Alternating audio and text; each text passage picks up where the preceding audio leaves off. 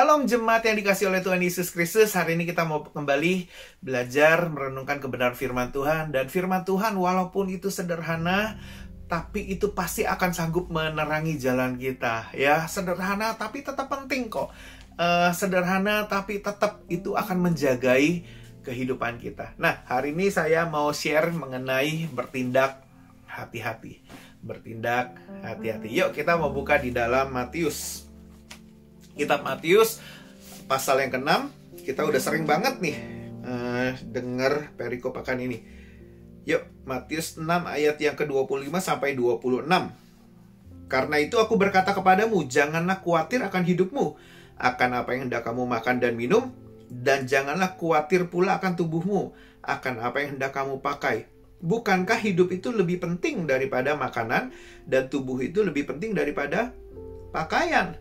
Pandanglah burung-burung di langit, yang tidak menabur dan tidak menuai dan tidak mengumpulkan bekal dalam lumbung, namun diberi makan oleh Bapamu yang di sorga. Bukankah kamu jauh melebihi burung-burung itu? Lalu kita mau loncat di ayat yang ke-31 dan 32. Sebab itu janganlah kamu khawatir dan berkata, apakah yang akan kami makan? Apakah yang akan kami minum? Apakah yang akan kami pakai? Semua itu dicari bangsa-bangsa yang tidak mengenal Allah. Akan tetapi Bapamu yang di sorga tahu bahwa engkau memerlukan semuanya itu. Nah, saudara, ini soal makanan. Kebutuhan primer manusia, kebutuhan basic manusia, yang artinya manusia tuh harus makan memang. Manusia harus makan, manusia harus minum, manusia harus berpakaian ya. Kita mau bahas soal makanan aja. Yang menarik di sini adalah kalimat terakhir yang barusan kita baca adalah Bapamu yang di sorga tahu bahwa kamu memerlukan semuanya itu. Artinya apa? Bapa di sorga tanpa perlu kita ingetin, dia tahu bahwa kita perlu makan. Ya, seorang bapa di dunia itu tahu bahwa anaknya itu perlu makan, harus diberi makanan. Ya, Bapa kita di sorga juga tahu bahwa kita membutuhkan makanan itu. Nah, kita di ayat yang ke-26 itu ilustrasinya adalah tentang burung-burung. Pandanglah burung-burung. Ya, burung-burung itu tetap dapat makanannya kok. Kalau dia mau keluar dari sarang, lalu cari makanannya, dia pasti akan dapat makanannya. Burung itu tidak pernah terlihat jatuh, lagi terbang jatuh karena kekurangan makanan, karena kelaparan. Nggak pernah kita ketemu burung jatuh itu karena kelaparan, karena nggak dapat makanan. Sepanjang hari dia kerja, keluar cari makanan, jatuh karena nggak ada makanan. Kita nggak pernah lihat burung jatuh karena kelaparan. Cuman kita sering banget lihat burung itu mati di jalan-jalan. Kenapa? Karena ya tidak menghindari klakson. Udah di klakson nggak mau minggir, ya dilindes lah gitu. Terbang terlalu dekat dengan mobil, terbang terlalu rendah, nggak hati-hati karena ada binatang yang pemangsa mereka. Semua itu bisa terjadi karena si burung itu nggak hati-hati di dalam hidupnya. Di dalam mencari makanannya pada hari itu, dia tidak bertindak hati-hati, kurang mawas diri, kurang berhati-hati.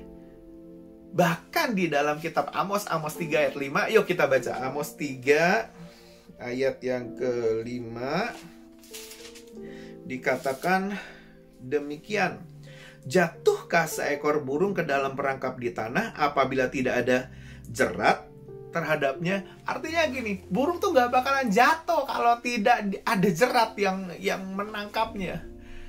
Kalau dia tidak hati-hati, dia masuk ke dalam perangkap, ya jatuh gitu.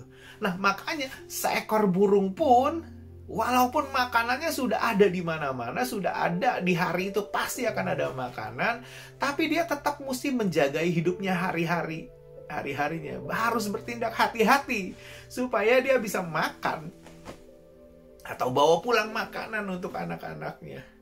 Nah, demikian juga halnya dengan manusia. Manusia itu benar-benar harus bertindak hati-hati di dalam keputusan-keputusannya, harus bertindak hati-hati di dalam menyortir keinginan-keinginannya.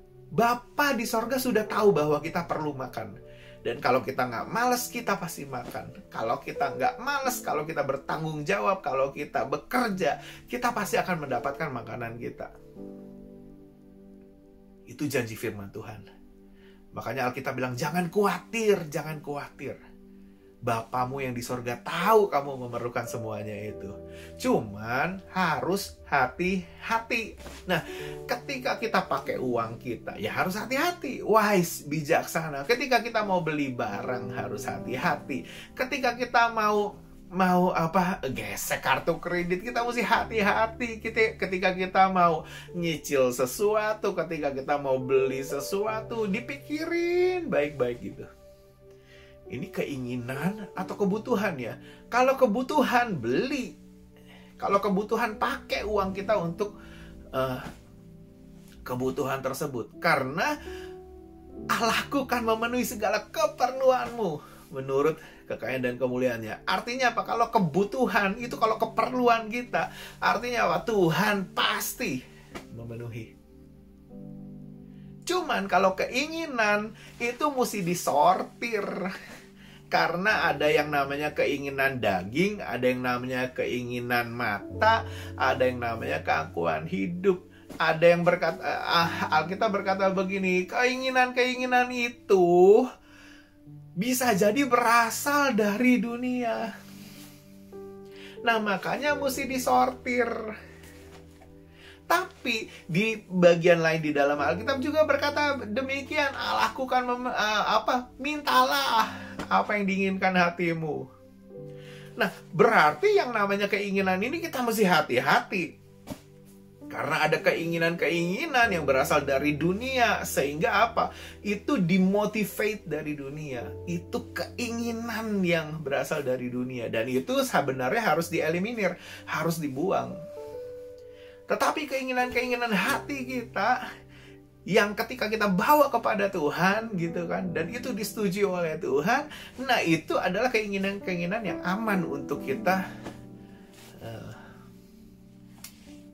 miliki. Jadi harus hati-hati nih. Kalau kebutuhan, yes, belanjakan itu. Kalau kebutuhan, yes, beli itu. Tapi kalau keinginan, sortir dulu. Ya, jadi kita mesti sungguh-sungguh hati-hati. Karena gini, kalau makan aja sampai susah, berarti mungkin ada yang salah loh dengan cara hidup kita. Dengan cara kita membelanjakan uang kita. Dengan cara kita menata hidup kita. Karena harusnya dengan makanan saja itu kita nggak khawatir. Loh, Alkitab berkata begitu, jangan kamu khawatir.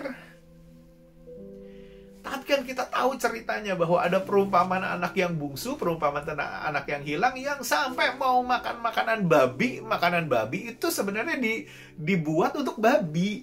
Tapi anak ini saking nggak punya makanannya, dia kepingin makan itu. Karena sudah tidak punya makanan lagi. Nah, flashback ceritanya adalah anak ini begitu sembrononya dengan hidupnya dia, begitu entertain keinginan dagingnya dia, ngelihat cewek cantik langsung, ya kan, melihat keinginan mata, keinginan dagingnya terus yang belanjakan modal sebanyak apapun. Kalau keinginan mata dan keinginan dagingnya itu begitu kuat dalam kehidupan kita, habis sudah. Akhirnya karena tidak bertindak hati-hati, anak ini harus merasakan kelaparan yang bahkan mau makan saja ampas babi aja tidak diperbolehkan. Saking sembrononya hidupnya dia.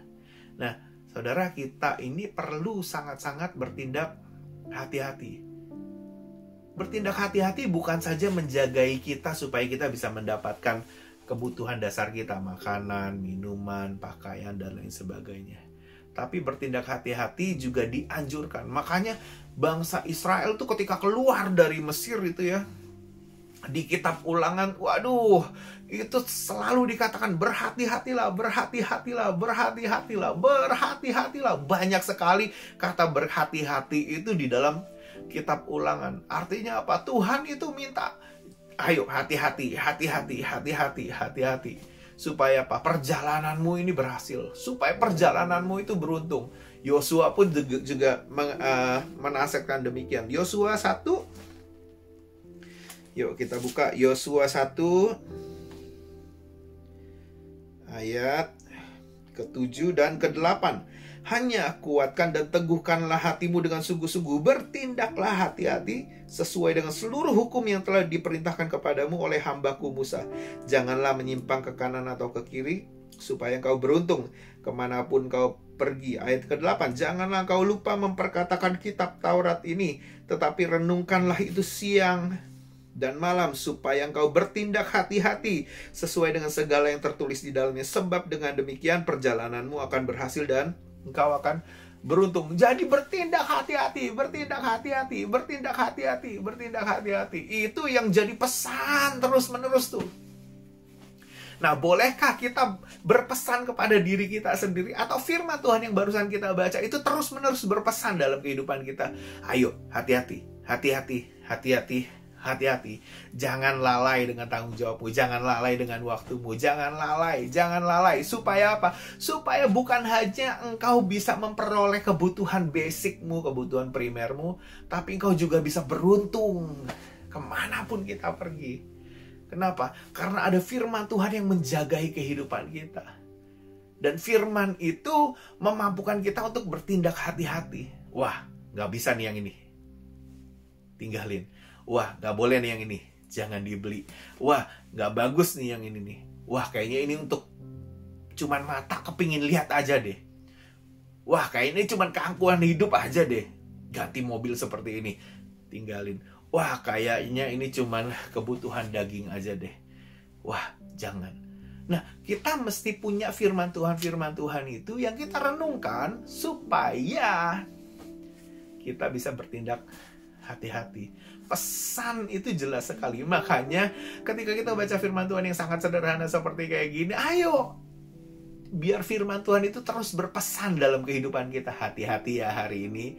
Besok ketika kita bangun, firman Tuhan berpesan lagi, hati-hati ya hari ini, hati-hati ya hari ini, hati-hati ya. Ketika kita mengupayakan bertindak hati-hati di sepanjang hari kita, pasti kita dikatakan bukan hanya memperoleh kebutuhan basic kita, yaitu makan kita, tapi kita juga bisa beruntung kemanapun kita pergi. Nah, kita balik lagi ke Matius 6 tadi. Matius 6 tadi kan di ayat yang tadi kita baca sampai 32. Nah, 33 ini kan yang sering banget kita dengar. Tetapi carilah dahulu kerajaan Allah dan kebenarannya, maka semuanya itu akan ditambahkan kepadamu. Sebab itu janganlah kamu khawatir akan hari besok, karena hari besok mempunyai kesusahannya sendiri. Kesusahan sehari cukuplah untuk sehari.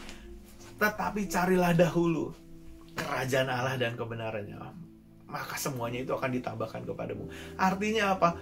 Well, ayo, firman Tuhan itu kita cari dulu. Kebenaran-kebenaran Tuhan itu kita cari dulu. Sehingga kita bisa bertindak hati-hati sesuai dengan firman Tuhan, sesuai dengan Taurat Tuhan itu. Dan kita bisa berjalan dengan baik. Karena firman Tuhan itu kan pelita bagi kaki kita, terang bagi jalan kita, sehingga jalan kita benar nih. Nah, ini yang harus kita biasakan dalam hidup kita, biar firman Tuhan itu berpesan dalam hidup kita. Ketika kita mau mengerjakan sesuatu, bertindak hati-hati. Ketika kita mau memutuskan sesuatu, bertindak hati-hati. Nah, mulai sekarang, ayo hati-hati ketika kita memakai uang kita, ketika kita memakai tanggung jawab kita, ketika kita memakai semua berkat yang Tuhan berikan dalam kehidupan kita, biar kita bisa berhati-hati dan justru hidup kita akan dibawa semakin naik dan bukan turun. Tuhan tahu bahwa kita memerlukan semuanya itu, dan biar berkat Tuhan itu yang tersedia buat kehidupan kita itu tetap boleh kita nikmati, karena kita bertindak hati-hati di dalam kehidupan kita. Well, mari sama-sama kita tundukkan kepala kita dan kita mau berdoa. Bapa di surga, terima kasih Tuhan buat hari ini. Ajar kami Tuhan untuk bertindak hati-hati di dalam kehidupan kami Tuhan, sehingga kami Tuhan boleh berjalan hari lepas harinya Tuhan Yesus dengan semua berkat yang Kau berikan dalam kehidupan kami Tuhan. Ajar kami untuk mengasihi firman-Mu, ajar kami untuk mengasihi Engkau, ajar kami Tuhan Yesus untuk mencintai firman-Mu Tuhan Yesus, dan mencari dahulu Tuhan kerajaan Allah dan kebenarannya. Karena kami tahu Tuhan, harusnya kami tidak perlu khawatir akan apa yang kami makan. Harusnya kami tidak perlu khawatir Tuhan tentang kebutuhan dasar manusia, karena Engkau tahu bahwa kami memerlukan semuanya itu. Ajar kami Tuhan untuk bisa memilah mana yang harus kami beli, mana yang harus kami belanjakan, mana yang harus kami pilih, mana yang harus kami bayar untuk kebutuhan kami, mana yang harus kami ingini, mana yang jadi kebutuhan kami. Ajar kami Tuhan untuk bisa memilah-milah itu semua, supaya kami tidak terjatuh Tuhan di dalam perangkap-perangkap keinginan mata, keinginan daging, keangkuhan hidup, gaya hidup yang berkelebihan. Tuhan Yesus, ajar kami Tuhan Yesus, supaya hidup kami boleh semakin bersinar Tuhan di dalam hidup kami Bapa. Terpuji nama-Mu, di dalam nama Tuhan Yesus Kristus kami berdoa dan kami mengucap syukur. Kita semua boleh sama-sama katakan amin. Tuhan Yesus memberkati. God bless.